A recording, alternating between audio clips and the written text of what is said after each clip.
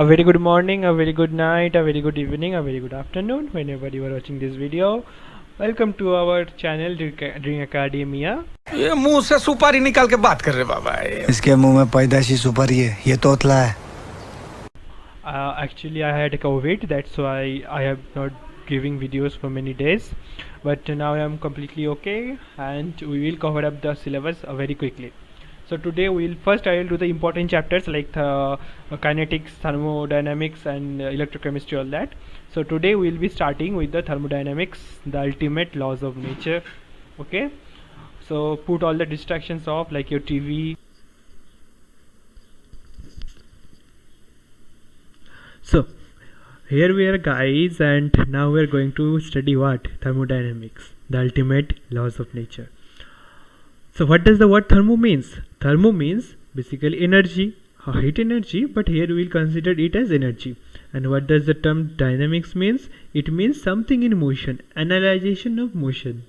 So what does thermodynamics means? It means that's analyzation of something in motion, analyzation of energy in motion, right? So the whole thermodynamic world, is divided into two things.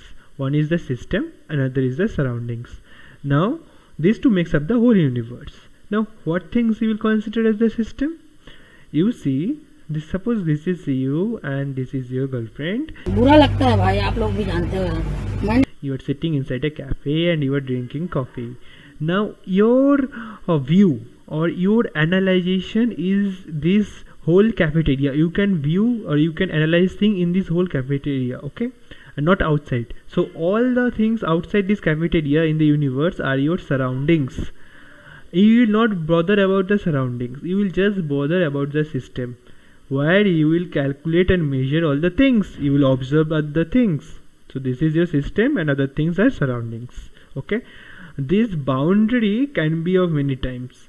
This can be adiabatic, means in a system like containing a piston or containing a gas with these boundaries can be of many type, okay. This boundary may be rigid, or this may be abstract boundary, like it does not, here it is exist, this is a cafeteria, it has boundary walls, but if you are sitting outside, say outside the cafeteria, in an open cafeteria, so there will be no boundary, there will be abstract boundary. You will observe things up to some extent, okay.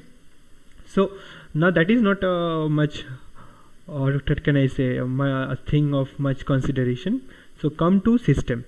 How many types of systems are there?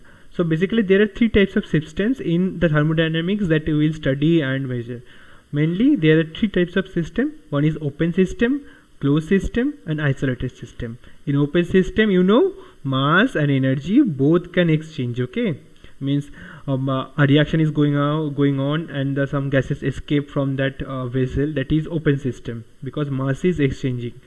A closed system where only energy is transfer is taking place, but no mass transfer is taking place, okay. And an isolated system is that where both energy and mass are not allowed to exchange. So now I am giving you a system. You tell me which type of system it is. Here is a vessel with a piston. This is insulated wall, okay. This is insulated walls. So, and here is a gas. So what type of system it is? Isolated, because no energy and mass transfer is not taking place, and energy also. No, this is not isolated system. No, my dear friend, it's not isolated. You know what type of system it is? It is a closed system. You will say how? Because see, energy transfer can take place in two ways. One by heat energy transfer. In the thermodynamics what we will study, in type of energy transfer can take place, and another form of energy transfer is work done. You see here the gas can do work by moving the piston. The gas can expand or contract given the conditions of the pressure inside and outside. So it can do work. So means work is a form of energy. So energy exchange is taking place. So this is a closed system, okay. This is a closed system, okay. And I am explaining you with a real life example. Suppose you are said to do to give some energy to a man, okay. Here is a man and here is a person. You are asked to give some energy to him. What can you do? You can give him food and water. Okay, you can give him food and water, that will give him energy, that is heat energy you can say. Or what can you do, you can do some of the work that he has to do, like he has to do attend his office and he has to do some duties. You go and do his works so that his energy is conserved. Understand? So work is also a form of energy. Now wait. Now we come to there are certain parameters, like in the thermodynamic system. Those parameters are pressure, temperature, volume, internal energy, entropy, Gibbs free energy, many. So all the parameters are divided into two under subheadings, that is extensive property or extensive parameter, or intensive property or parameter. Extensive properties are those which do depend on the amount of matter. I have written the examples in a reverse order. This will be this one's example and this will be this one's example. I think you could figure out the mistake at the beginning only. Okay, extensive properties are those which depends on the amount of matter, those properties, or the measurements of those properties. Like volume, you say this is a block. Now this has a certain amount of volume. Now you take out some of the amount of matter. Now will the block have same amount? Will the block will have same amount of volume? Obviously not. Its volume will decrease. So it is depending on the amount of matter. And another one is intensive property, that does not depend on matter. That is temperature, diffractive index, density. This is a 100-degree temperature. Now if you cut a small block from it in isolated system, so will the temperature of this small block be different from this bigger block, or will the temperature of this bigger block decrease? Obviously not. It will be maintained at the same temperature. It does not depend whether mass is added to it at the same temperature or mass is taken out from it, right? This question comes in examination. They will give you many parameters or properties, you have to group them under extensive and intensive, right? Now next come to section 3, that is path function and state functions. All those parameters or measurable parameters can be grouped under these two. What is a path function? Path functions are those parameters which, if we go around a cyclic process and we reach the same point from where it started, the total change on those parameters, if it is not zero, then it is a path function. Like work done is a path function. Work done. Okay. And what is state functions? State functions are those parameters which, if you go in a cyclic system and you reach the same point from where you started, the total change in that parameter will be zero. Say pressure. Suppose here at this point pressure is P, and this is a temperature versus volume graph. Now this is a certain point. The pressure with respect to this point is P1. Now if you go in a cyclic process and you reach the same temperature and volume after certain operations, suppose new pressure is P2. Since pressure is a state function, it must be the case that P2 must be equals to P1. If it was not a state function, it was a path function, then the total change means then P2 would not have been equals to P1. Okay. So now let us move to the next concept, that is heat. Here where actual thermodynamics starts. Those were just stories to fascinate you. This is where actual thermodynamics start. Heat. Heat energy is the most fundamental form of energy, because you see, if you look at this world, if you actually observe all the energy, where all the energies goes, like if you see the light energy from the sun, it comes to the earth and it strikes the opaque earth, it gets absorbed in the form of heat. The sound that I am speaking now, the voice, my sound is being recorded, that's okay, it's electronic energy, but maximum of my sounds will be dissipated in the atmosphere gradually into heat energy. So heat is the most fundamental form of energy, right? So for measuring heat energy, you need a parameter, that is specific heat capacity of any substance. What is that? Specific heat capacity of a substance is defined as the amount of heat energy required to change the temperature of unit mass of a substance by unit degree centigrade or Kelvin. That means there is an object, and if you give heat, say x mass of that object, if you get some heat and you see 1 degree has changed, so what will be its capacity? Its heat capacity will be delta Q by m, or x amount you have taken x, okay, or specific heat capacity to be more sure. This is not a much matter of concern. We will mostly deal in thermodynamics with molar heat capacity, because the gases, all those parameters are measured in moles. Molar heat capacity is the same, but here instead of unit mass, it is taken unit mole. How much it is required to change the temperature of a unit mole of a substance by 1 degree centigrade. And this C, this capital C or small c, for isothermal process, what will be the C? You tell me. What will be delta Q? Delta Q may be anything, any amount. M can be any amount, or N can be any amount, and but delta T for isothermal process is 0. So something by 0 is infinity. So C isothermal will tend to infinity. Similarly, C adiabatic.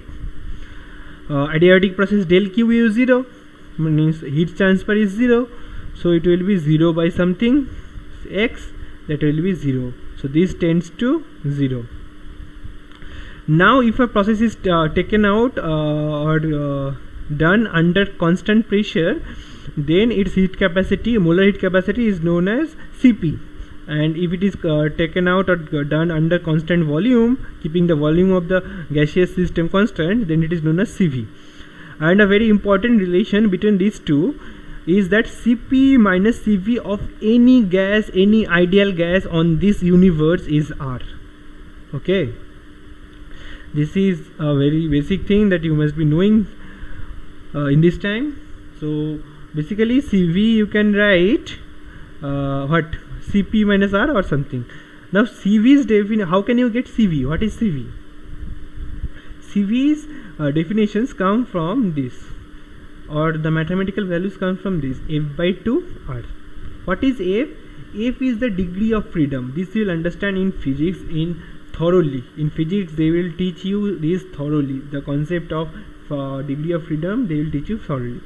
For a monoatomic gas it is 3, for diatomic it is 5, and for polyatomic it is 6. Okay, and you know Cp equals to Cv plus R. And another term is that is what, gamma.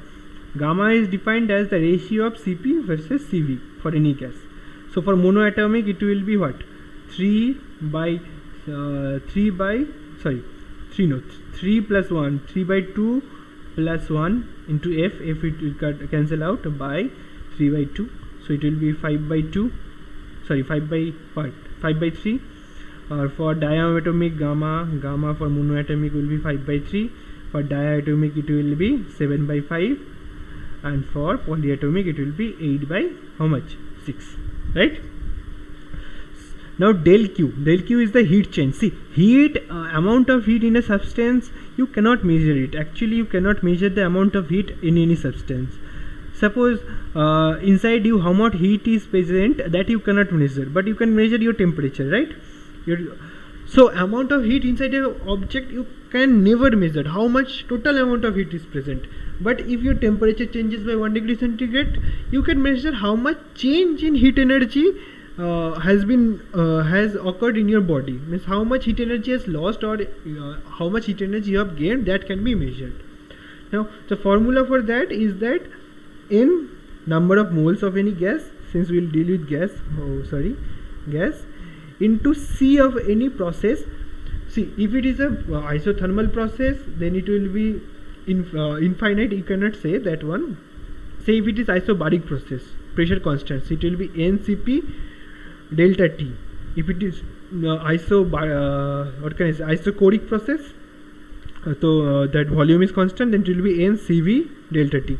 Okay, so basically the heat change, what happening, heat change of any process is number of moles of the gaseous system into C of that process into change in temperature. This is the actual, or you can say, fundamental formula. Now another thing is that in thermodynamics, in chemistry, okay, not in physics, in chemistry thermodynamics, we give the number one position to the system. So system is treated like a king. So suppose if a system gains energy, then it will be termed as positive, and if it loses, it will be termed as negative. So if heat energy is added in the system, that it is said to be the change in heat energy is said to be positive. So delta Q will be positive if a system gains heat energy, or a heat energy is given to a system. But if the system gives its heat energy to the surroundings, so it is losing its energy, so it will be termed as negative, means the change will be said to be negative, okay, or negative change in heat energy. So that was all about heat energy. Now come to the next part, that is work done. Now see, I have said you what is work done, okay. Now first let us look at a basic formula of work done. You know what is work done equals to what? You know work done from physics, F into displacement, F into S, okay. Work done, this is a scalar quantity, or you can say better dw integration dw equals to integration of f ds, where f may be a function of the path. But let me take this simple formula and let me derive it for the gaseous systems. So say there is a piston with area A, and here you have applied some weights. So weights is giving a force F, and it has displayed say x amount it has displayed. So F into x. Now I can write this F into x into A by A. So x into the area of the cross section of this piston will give you the change in volume, okay. So this F by A into del V. So F by A, you know, force by area is the pressure, so pressure into delta V. So work done in simple terms is pressure into the change in volume. What pressure? You have taken the force of what? This external thing, so this will be P external, okay. This is a very general formula, means this is applicable in most of the times for general questions, but more actual formula is that this force, this may be a function of this displacement, okay. So they will give you a pressure that will be a function of this volume, say pressure into volume to the power cube equals to constant. So in that case what you will do, in that case work done will be equals to integration, say from V1 to V2 the volume is changing, so V1 to V2 P dV. Now P you will put in terms of V, okay. P will put in terms of V, like C by V cube, or you will put dV in terms of P if P1 and P2 is known, okay. How can you put dV? Say V equals to C by cube root of P, okay, C by cube root of P. Then dV you can calculate, dV will be C into P to the power what? You say how much? Minus 1 by 3 plus 1 by minus 1 by 3 plus 1 into what? Into dP. So dV will be equals to this one. So you put this and pressure is there, it will be multiplied, and from here P1 to P2, anything you can do. Now you have to understand the difference. There are two types of work done, okay. Means in any process can be taken out in this universe in two ways. One is reversible and another is irreversible. Reversible is an abstract thing, okay. Any reversible process is an abstract thing. What is reversible? Say you have been said to go to the other room in a reversible process, in a reversible way. So you have to go from your room to the other room in such a small steps that if anyone from outside that room or that frame watches you, he will say that you are at the same point forever. But you will reach from this room to this room. That means you will take infinite amount of time to reach from this room to this room, right? So any reversible process takes infinite amount of time, and at any stage, if an observer sees from outside, he will see that it seems it has been in the same state forever. So say a gas at initial volume V1, it is said calculate the work done for a reversible work done if a gas expands from V1 to V2 volume by reversible process. How you will set up a reversible setup? How will you experimentally set up a reversible system? See, a gas has a certain amount of pressure, okay, so it is giving here a certain amount of force, pressure of gas into certain amount of force, that is F. Now you put such small quantities of weight here that it just balances the number, the weight of the force of the gas. So now this is in equilibrium. Now you are asked to expand it from V1 to V2. That means the pressure of gas must be more than the pressure of outside, so then it will expand. So you take out from here a very small amount of mass, differential amount of mass, such that the pressure of this gas is greater than the external force by very small amount. So it is more by very small amount, so it will take infinite amount of time to reach V2 from V1. Okay, so what was our formula of work done? Work done equals to integration of V1 to V2 of P dV. Here P is always the external pressure. Okay, now what I will do, I will put here, you know, for gas P equals to PV equals to nRT, constant. So from here V P you can write nRT by V. Now you will say this is the external pressure, so why you are putting the gas pressure here? See, this is, I said the gas pressure is very differential amount more than the external pressure. Okay, so we can, for reversible process, we can put the gas pressure as the external pressure. You got the feeling now? You got the idea, or you can see idea. I think you have forgot this idea if you have not revised. Why in P external we are taking the gas pressure? So V1 to V2 dV by dV into nRT by V.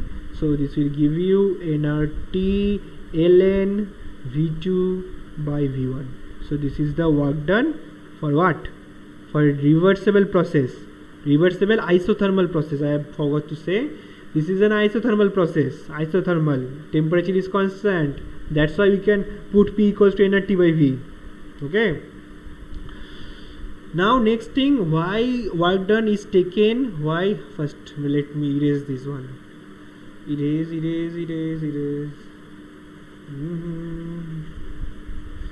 me erase all the things.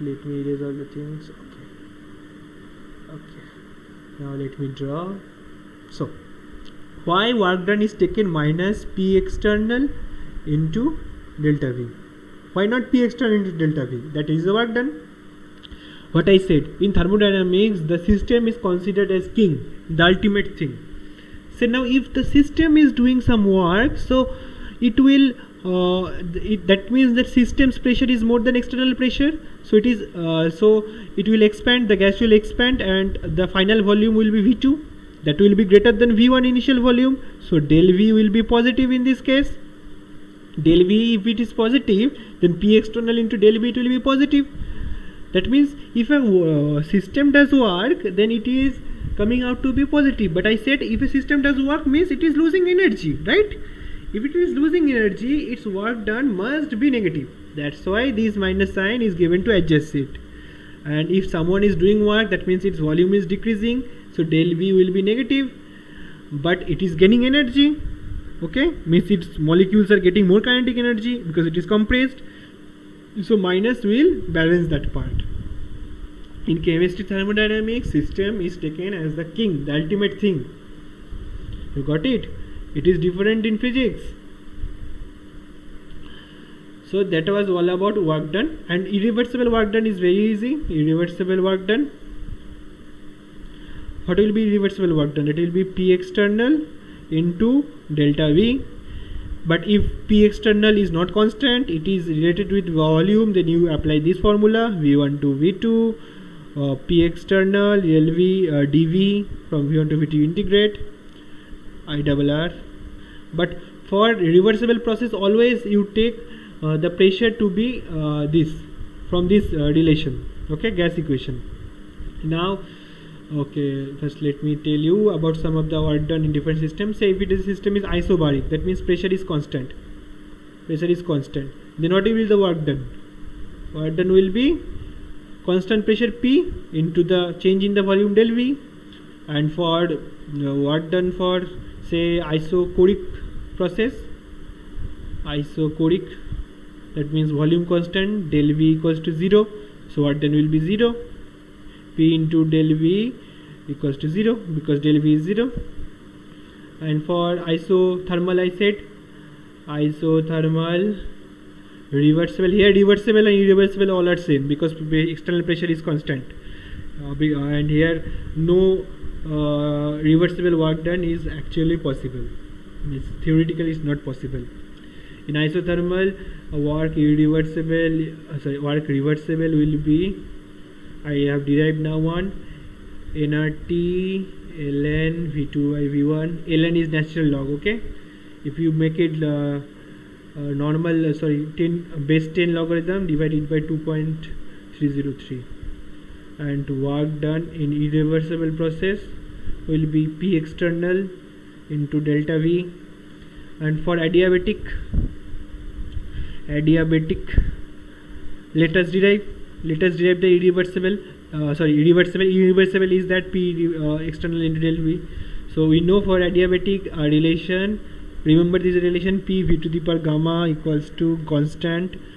So that means P1 V1 to the power gamma equals to P2 V2 to the power gamma. Okay. Now, so work done is P dV from V1 to V2.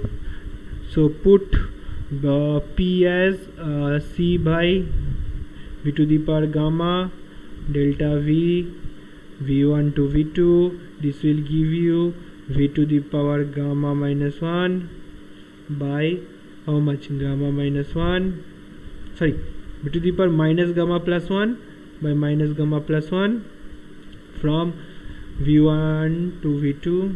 So this will, and here C is there, so it will give you C V2 to the power gamma minus 1 minus C V1 to the power gamma minus 1 by 1 minus gamma. Now you put C means C means P2 V2 to the power gamma. So I am putting this is plus 1. This is plus 1, this is negative. You are not saying to me, that's why it's not resonating to me. So C means P2 V2 to the power gamma. So if we put that, it will be P2 V2 minus P1 V1 by 1 minus gamma. So this will be the work done of reversible process of adiabatic reversible process. Adiabatic. My handwriting is horrible, okay. I am writing the writing pad, that's why my handwriting is becoming horrible. Please don't troll me, okay. ये तो भैया ये तो cockroach लग रहा है ना. So now next is the remaining part is internal energy, enthalpy, first law of thermodynamics, the Hess law, and these all things I will teach you in the next class. And another class I will take for entropy, and what entropy another remaining is that gives free energy, okay. So bye, study hard and don't waste time, because WBJE has Orko Probo has made a video, it might not get postponed, okay. So don't procrastinate, study hard. Thank you.